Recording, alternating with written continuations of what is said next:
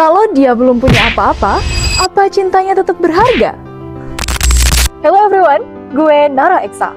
Kalau ada cewek yang harus milih antara dua cowok, cowok pertama kaya, ganteng, mapan, badannya bagus. Cowok kedua juga ganteng, tapi belum punya apa-apa. Kalau gue tanya, lo pilih siapa? Jujur aja, most likely banyak yang bakal jawab cowok pertama. Tapi menariknya dalam cerita ini, cewek itu justru milih cowok kedua, yang belum punya apa-apa dan belum punya banyak hal. Dan waktu gue bahas ini sama teman-teman gue, banyak yang bilang, lah, secara logika harusnya pilih yang pertama dong, udah jelas masa depannya. Dan gue paham banget, karena sebagai cewek kita juga nggak bisa munafik. Cinta memang penting, tapi hidup juga butuh rasa aman, tanggung jawab, usaha dan arah yang jelas. Tapi di sisi lain, gue juga percaya satu hal. Kadang, orang yang pernah nggak punya apa-apa, justru tahu rasanya menghargai hal kecil. Dia tahu gimana rasanya berjuang, dia tahu gimana rasanya takut kehilangan. Dan ketika dia sayang, mungkin dia belum bisa ngasih semuanya secara materi, tapi dia bisa ngasih semua yang dia punya saat itu. Karena ngasih segalanya saat dia punya semuanya, itu mah gampang.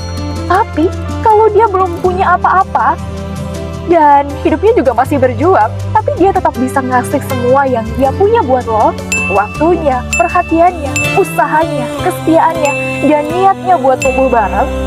Menurut gue, itu bukan cuma cinta yang manis di awal, tapi itu cinta yang kelihatan dari cara dia usaha, dan bukan dari apa yang dia punya.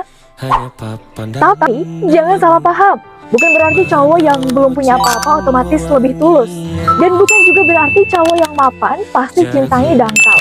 Karena yang harus kita lihat, bukan cuma dia punya apa sekarang, tapi memperlakukan kita seperti apa.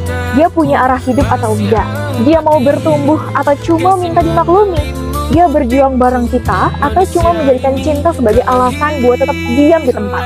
Karena cinta yang sehat bukan tentang siapa yang paling kaya, bukan juga tentang siapa yang paling susah, tapi tentang siapa yang paling serius menjaga, menghargai, dan bertanggung jawab atas hubungan itu.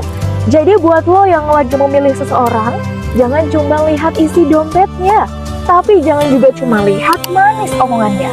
Lihat usahanya, lihat karakternya, lihat konsistensinya. Menurut lo, lebih penting pasangan yang sudah mapan atau pasangan yang masih berjuang tapi tulus?